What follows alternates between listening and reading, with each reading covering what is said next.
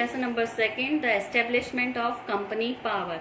Now there is one time table. इसमें पूरा एक टेबल दे रखा है कि कैसे हमारे इंडिया का सबसे पहले क्या हुआ था, कि कब हमारे यहाँ पे इंडिया का डिस्कवर किसने किया था, फिर उसके बाद हमारे यहाँ कौन आए थे, फिर 1600 में किस तरह से ब्रिटिशर्स हमारे इंडिया में ट्रेडिंग करने आए, फिर उसके बाद उन्होंने कैसे हमारी इंडिया पे क्या किया, कब्जा किया, कैप्चर किया. ठीक है, तो ये पूरा एक टाइम टेबल दे रखा है which you have to see it. This is the timeline how they had enacted Awadh में आए और किस तरह से हमारे धीरे धीरे हमारे पूरी कंट्री पे कंट्रोल किया. किसने किया? That were the Britishers.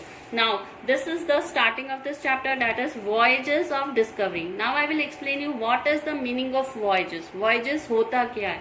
A long journey travel by sea or in space. मतलब एक बहुत लंबी जर्नी या तो हम सी के द्वारा करते हैं या फिर हम स्पेस में जो करते हैं. तो यहाँ पर बहुत लंबी जर्नी के बाद हमारे अरब्स जो थे वो ट्रेडर्स थे जो कहाँ पर आए थे, इंडिया में आए थे.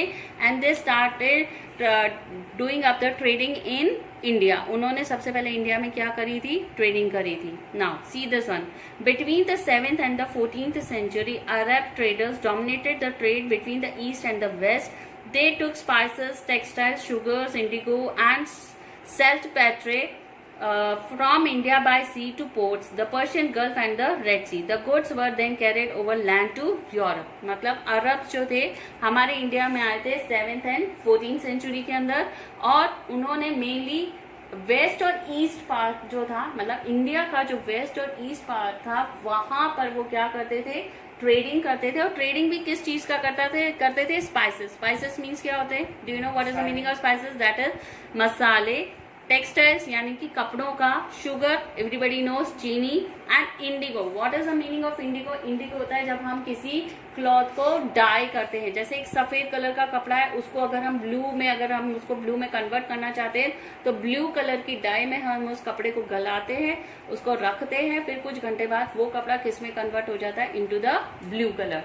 तो डाई होता था. और एक है सेल्ट पैत्रे. सेल्ट पैत्रे मीन्स होता है that is use of making gun powder. मतलब जो गन की जो बंदूकों की जो गोलियां होती थी उस पाउडर को भी ये लोग यहाँ से, उसका जो रॉ मटेरियल होता था वो इंडिया से लेते थे और अपनी कंट्री में उस रॉ मटेरियल को लेकर जाते थे. तो सबसे पहले यहाँ पर जो ट्रेडिंग करी थी वो कौन थे? That were the Arab traders at the between the age of 7th and the 14th century. Everybody knows about the century. Century क्या होता है? यानी कि 100 साल.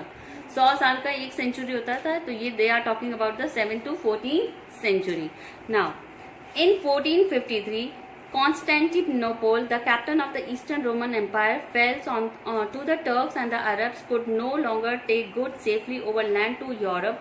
So far, the Europeans it became essential to find a direct sea route to the east. अब ना 1453 Constantinople the captain of the eastern Europe, मतलब eastern part में जो रोमन एम्पायर का जो पार्ट थे और अरब जो हमारे यहाँ पे ट्रेडिंग कर रहे थे, वो क्योंकि कहाँ से ट्रेड कर रहे थे? From the Persian and the Red Sea. ये अरब्स हमारे यहाँ पे इंडियन ओशन में आते थे, पर कहाँ से आते थे? From the Persian Gulf and from the Red Sea. और फिर वहां से वो ट्रेवल करके निकल जाते थे. लेकिन अब जो ईस्टर्न साइड में जो यूरोपियंस, जो टर्क्स थे, उन्होंने क्या किया? उनमें दखल अंदाजी स्टार्ट कर दी. और जब वो ट्रेडिंग करने आते थे तो उनको वो ट्रेडिंग करने नहीं देते थे, उनमें ऑब्स्टेकल्स लगा देते. मतलब किसी ना किसी तरह से उनसे लड़ लेते थे या कोई ना कोई कारण कर देते, या किसी ना किसी तरह से उनको क्या करते थे? वो ट्रेडिंग करने के लिए उनके लिए बहुत ज्यादा प्रॉब्लम्स हो रही थी. Then for this purpose, a series of voyages were undertaken by European explorers sponsored by the monarchs of Portugal, Spain and England. अब धीरे धीरे मोनार्क्स आ गए. मोनार्क्स में कौन आ गए? मेनली पोर्चुगल्स मतलब पोर्चुगीज, जिनके बारे में आप जानते हो. स्पेन आ गए. England means we are talking of the Britishers. Britain से जो ब्रिटिशर्स आए थे वो धीरे धीरे इंडिया पर क्या करने लगे? अपना कब्जा करने लगे. कब्जा इन द सेंस मीन्स वो ट्रेडिंग करने के लिए हमारे इंडिया में एंटर होना चाहते थे. जैसे कि पहले कौन आए थे? Arab traders. उसी तरह से अब और ट्रेडिंग के लिए पोर्चुगल्स आ गए, स्पेन से आ गए और इंग्लैंड के लोग आ गए. As a result of these voyage of discovery, direct trade routes were established between the west and the east. अब ये लोग क्या कर रहे? डायरेक्टली रूट से हमारे कंट्री में घुसते और mainly through the south part. क्योंकि हमको पता है साउथ पार्ट एक ऐसा पार्ट है जहाँ पे 3 तरफ से हम किससे घिरे हुए हैं, ओशन एंड सी से। तो वहीं से वो लोग आते थे और हमारे ईस्ट एंड वेस्ट पार्ट में जाते थे और वहां पर वो लोग क्या करते थे, ट्रेडिंग का काम करते थे। यानी कि धीरे धीरे उन्होंने अपना ट्रेड यहाँ पर इंडिया में स्टार्ट किया था। ठीक है, समझ में आ गया।